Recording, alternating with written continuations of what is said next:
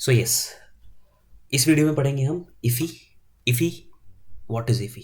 Immediately invoked function execution. Okay, and उसके बाद एक बहुत ही इंपॉर्टेंट टॉपिक कवर करने वाले हैं, क्लोजर्स।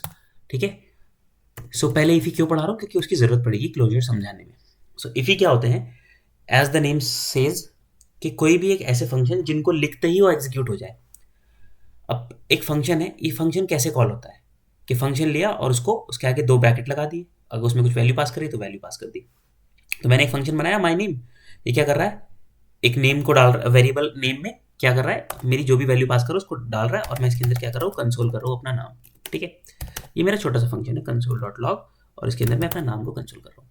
सो यहाँ पर मैंने इसको कॉल कर दिया, उसके अंदर पास कर दिया। जैसे ही मैं इसको रन करूंगा, ठीक है, what I will see is copy paste coder मिल गया मुझको। डिबगर को ऑफ कर देते हैं, यहाँ पर ऑन क्यों कर रखा है पता नहीं। ओके, सो अब इसको अगर मैं क्या करूँ कि मैं इसकी जगह, कंसोल की जगह, मैं एक फंक्शन रिटर्न करूँ, रिटर्न फंक्शन। ओके, और ये फंक्शन जो रिटर्न कर रहा हूँ मैं, उसकी जगह इसके अंदर कंसोल की, यहाँ इसकी जगह इसके अंदर डाल दूँ। ठीक है, अब देखो क्या होगा। अब मैं जो रिटर्न कर रहा हूँ माई नेम, सो अब क्या करेगा ये कि जैसे ही मैं इसको देखूंगा कि माई नेम, फॉर एग्जाम्पल मैं लिखूँ यहाँ पर माई नेम और इसके अंदर पास करूँ CPC। सो अब क्या होगा कि CPC जैसे ही मैंने पास करा, इसने क्या रिटर्न करा? इसने एक फंक्शन रिटर्न कर दिया, क्योंकि रिटर्न तो फंक्शन ही कर रहा है, तो ऑब्वियसली जब मैं इसको कॉल करूंगा तो ये फंक्शन रिटर्न करेगा। अब इसने फंक्शन रिटर्न करा है, तो किसी फंक्शन को चलाने के लिए क्या होता है, फॉर एग्जाम्पल कोई फंक्शन है, उसको रन करने के लिए मुझे आगे दो ब्रैकेट लगाने पड़ते हैं। सो अगर इसके आगे मैं दो ब्रैकेट लगा देता हूँ, क्योंकि अगर मैं नहीं लगाता और मैं अगर इसको यहीं से रन करता हूँ, for example if I run this, तो कुछ भी नहीं होगा, क्योंकि ये तो एक फंक्शन है, मैं कुछ रिटर्न थोड़ी कर रहा हूँ। और अगर मुझे इस फंक्शन, बेसिकली फंक्शन को मुझे रन करना है, तो मुझे इसको एग्जीक्यूट करना पड़ेगा, मतलब मुझे इसके आगे दो ब्रैकेट लगाने पड़ेंगे। अब जब मैं इसको रिलोड करूंगा तो ये चल जाएगा। या फिर इसके अलावा मैं क्या कर सकता हूँ, यहाँ पर एक वेरिएबल ले सकता हूँ। ठीक है, variable let suppose z equals to, अभी z के अंदर मेरा ये फंक्शन आ जाएगा, और बाद में एंड में मैं जाकर क्या कर सकता हूँ, z को ऐसे कॉल कर दूंगा, तब भी ये काम करेगा। क्लियर कर देता हूँ कंसोल और उसके बाद दिखाता हूँ।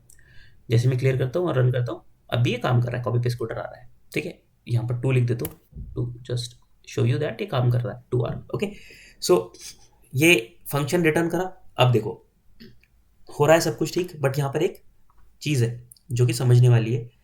जब भी कोई फंक्शन किसी चीज़ को रिटर्न करता है, ये पॉइंट नोट कर लेना, जब भी कोई फंक्शन किसी चीज़ को रिटर्न करता है, उसके अंदर जो भी वेरिएबल्स उसने बनाए होते हैं, कुछ भी करा होता है, उस चीज़ को वो क्या कर देता है, रिटर्न करने के बाद डिस्ट्रॉय कर देता है।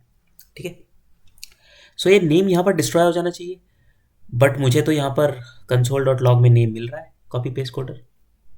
अब हो क्या रहा है कि ध्यान से देखोगे तो मैं यहाँ पर एक डिबगर लगाता हूँ। ठीक है, मैंने यहाँ पर एक डिबगर लगाया कंसोल डॉट लॉग नेम पे। ठीक है, अब जैसे ही मैंने यहाँ पर डिबगर लगाया और मैं इसको रन करता हूँ, फॉर एग्जाम्पल यहाँ पर मैं इसको रन करा, रिलोड किया। सो अगर मैं जाकर देखूंगा तो स्कोप के अंदर एक क्या क्रिएट हो गया, क्लोजर। ठीक है, स्कोप के अंदर एक क्लोजर क्रिएट हो गया नेम नाम से। अगर मैं चलो यहाँ पे इसको नेम 2 कर देता हूँ, ठीक है, और यहाँ पे नेम 2 कर देता हूँ, ठीक, और मैं इसको दोबारा से रन करता हूँ, लेट सपोज मैं दोबारा रन करता हूँ, अब आपको स्कोप क्रिएट होता दिखेगा, देखो। सो नेम 2 नाम का एक क्लोजर क्रिएट हुआ, और उस क्लोजर में मेरा इसकी वैल्यू आ गई। सो क्लोजर क्या करता है कि क्लोजर उस वेरिएबल को एक्सेस कर सकता है जो उसके स्कोप से बाहर था। ये इसके स्कोप से बाहर था, इसका स्कोप तो यहीं तक है। उस वेरिएबल को एक्सेस कर सकता है, और एक्सेस कैसे करता है कि वो एक रेफरेंस जो उसका उस वैल्यू का, जिस वक्त वो क्लोजर क्रिएट हुआ होता है, याद रखना, जिस वक्त वो क्लोजर क्रिएट हुआ होता है, मतलब ये क्लोजर, जब ये क्लोजर क्रिएट हुआ था, जैसे हमने इसको कॉल किया था, ये क्लोजर क्रिएट हुआ होगा, उस वक्त जो भी इसकी वैल्यू होगी, उसने उस वैल्यू के रेफरेंस पे पॉइंट आउट कर लिया। सो बेसिकली ये क्लोजर को पता है कि मुझे बाद में इसकी जरूरत पड़ने वाली है, तो इसके डिस्ट्रॉय होने से पहले ये उसकी एक वैल्यू की तरफ रेफरेंस उसका ले लेता है कि मुझे यूज करनी है बाद में, तो मैं इसको ले लेता हूँ, और वो यहाँ से इसको, सो बेसिकली उसका एक लोकल स्कोप है, ग्लोबल स्कोप है, एक और स्कोप क्रिएट हो जाता है, काइंड ऑफ, इसको स्कोप नहीं कह सकते, क्लोजर नाम से प्रॉपर्टी जो क्लोजर हम पढ़ रहे हैं, वहां पर जो भी चीज को जरूरत पड़ती है फंक्शन को, जो कि बाद में डिस्ट्रॉय हो जाती है ऑब्वियसली रिटर्न करने के बाद, वो उसको वहां से एक्सेस कर सकता है। सो नाउ ये तो क्लोजर के बारे में एक चीज हुई। अब आगे बढ़ते हैं। ये चीज समझ आई कि क्लोजर यहाँ पर बेसिकली हो क्या रहा था कि डिस्ट्रॉय हो जाना चाहिए था, बट ये इसको मिल रहा है क्यों? क्योंकि इसने एक क्लोजर क्रिएट कर दिया यहाँ पर।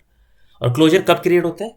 जब आप एक फंक्शन रिटर्न करते हो उस वक्त एक क्लोजर क्रिएट होता है। ठीक है, इसको प्ले कर देते हैं। सो आसान भाषा में बताऊं तो एक फंक्शन जो रिटर्न होता है दूसरा फंक्शन से, मतलब कोई फंक्शन अगर किसी फंक्शन को रिटर्न करता है तो वो एक क्लोजर क्रिएट करता है, और क्लोजर अपने स्कोप से बाहर के वेरिएबल को एक्सेस कर सकता है। ठीक है, अब इस चीज को लेके एक बहुत इंपॉर्टेंट फेमस क्वेश्चन है जिसमें बहुत बार पूछते हैं इंटरव्यू में और फंसाने की कोशिश करते हैं, उसको थोड़ा बहुत घुमा देते हैं। चलो मैं बता ही देता हूँ लिख के। सो कमेंट कर दिया मैंने। सो मैं क्या करता हूँ, यहाँ पर एक for example for loop create करता हूँ, या एक वेरिएबल लेता हूँ, पहले वेरिएबल सीपीसी और एक एरे बना देता हूँ उसका। ठीक है,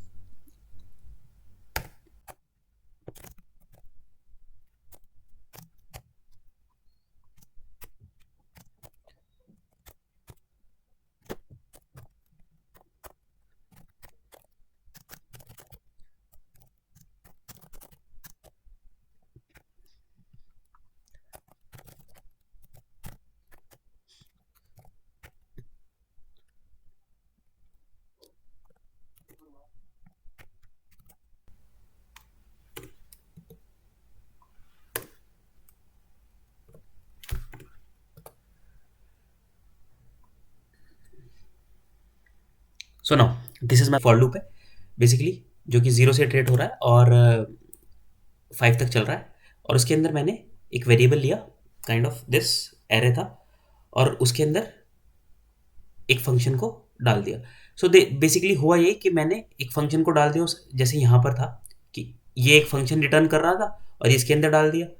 तो इसको कॉल करने के लिए मुझे इसके आगे ब्रैकेट लगाने पड़े थे क्योंकि अब इसके अंदर एक फंक्शन है। सिमिलरली अब इस पूरे के अंदर एक फंक्शन है, तो अब इस पूरे को मैं कॉल कर रहा हूँ। ये चीज़ समझ आ गई जो लिखा है? इस पूरी चीज़ को मैं कॉल कर रहा हूँ क्योंकि एक फंक्शन है इसके अंदर।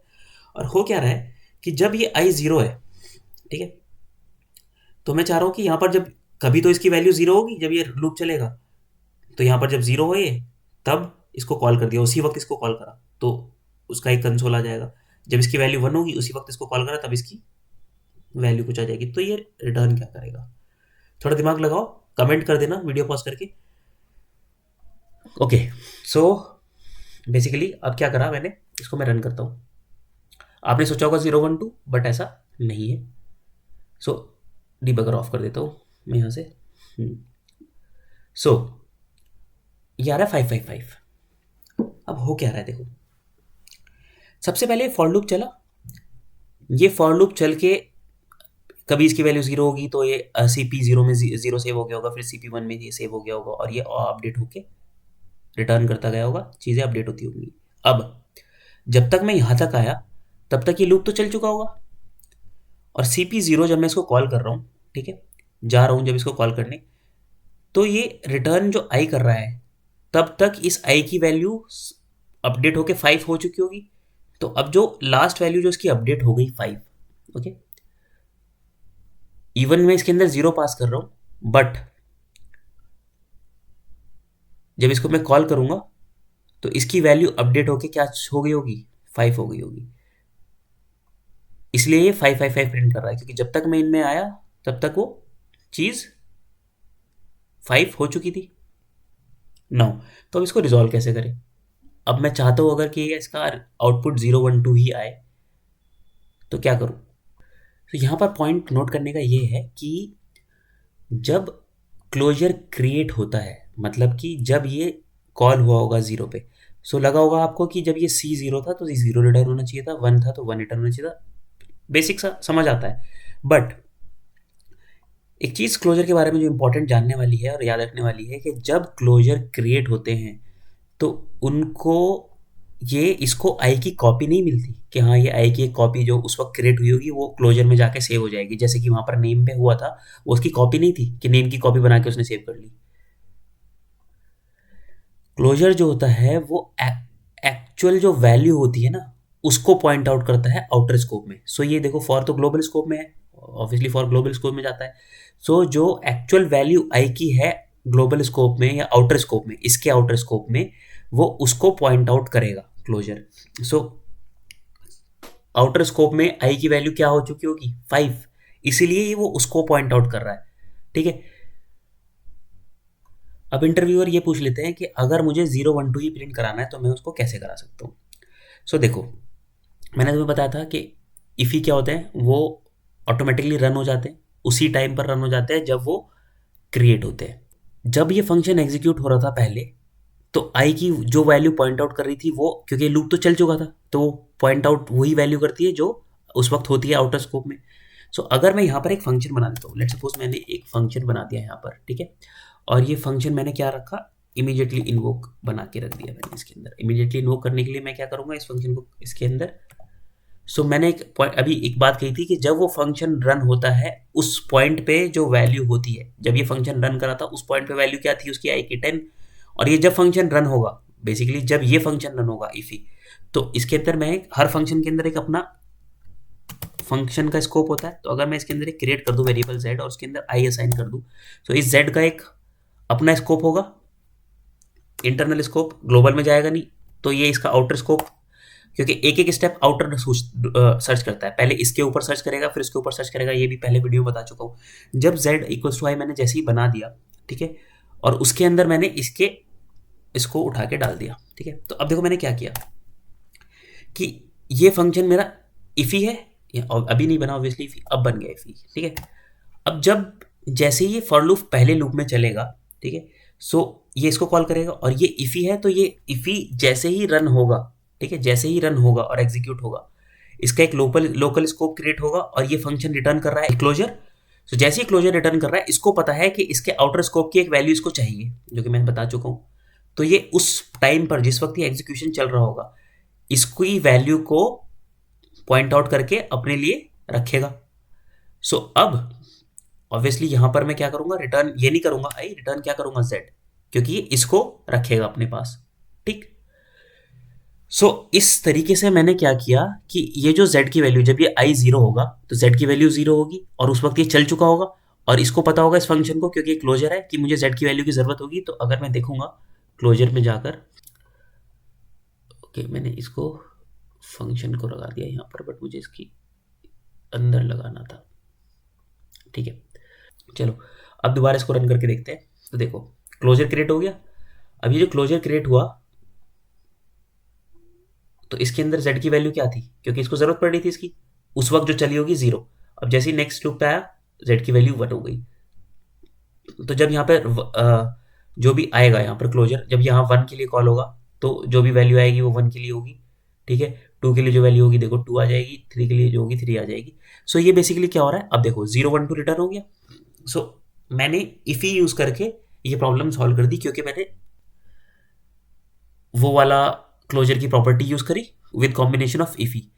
इफी यूज करके मुझे क्या मिल गया कि वो उसी वक्त इन्वोक हो गया, और उस वक्त इन्वोक होने की वजह से जो क्लोजर था उसने उसको एक वैल्यू जरूरत थी आउटर स्कोप में, उसको रेफर कर लिया उसने क्लोजर स्कोप से। सो ये फायदा है। अब इसको और आसान करने के लिए, या इसको और रीडेबल करने के लिए मैं क्या कर सकता हूँ, एक चीज और कर सकता हूँ। अब मैं क्या कर सकता हूँ कि इसके अंदर यहाँ पर आई पास कर सकता हूँ। फॉर एग्जाम्पल मैंने यहाँ पर डायरेक्टली आई पास कर दिया, ठीक है, और मैं यहाँ पर z को ले लेता हूँ, और यहाँ से मैं इसको z करके, ठीक है, और रिटर्न z कर देता हूँ। अब मुझे इसकी ज़रूरत नहीं है जो मैं असाइन कर रहा हूँ। क्यों ऐसे इस तरह करने से क्या हुआ कि देखो मैंने जो आई यहाँ पर पास करा है वो मेरा z में गया, ठीक है। अब क्योंकि ये प्रिमिटिव टाइप है, तो प्रिमिटिव टाइप याद होगा, मैंने पहले की वीडियोस में पढ़ाया है कि primitive types are pass by value not by reference. तो एक्चुअली ये कॉपी है, ठीक है। तो क्योंकि ये कॉपी है तो आई की कॉपी है, और इसके अंदर इसका स्कोप अलग रहेगा। इस वजह से अब जब मैं इसको रन करूंगा, यहाँ पर एक सेकेंड में डीबगर हटा देता हूँ और मैं इसको क्लियर कर देता हूँ, और इसको मैं दोबारा से रन करता हूँ। तो सी 0 1 2। सो ये भी एक तरीका है। सो अब इंटरव्यूअर को आप बता सकते हो कि by using IIFE we can do it by 2 step. So ये थोड़ा सा समझना, नहीं समझ आए तो मैं और क्लियर कर दूंगा। अभी के लिए this is all about closure and IFFI.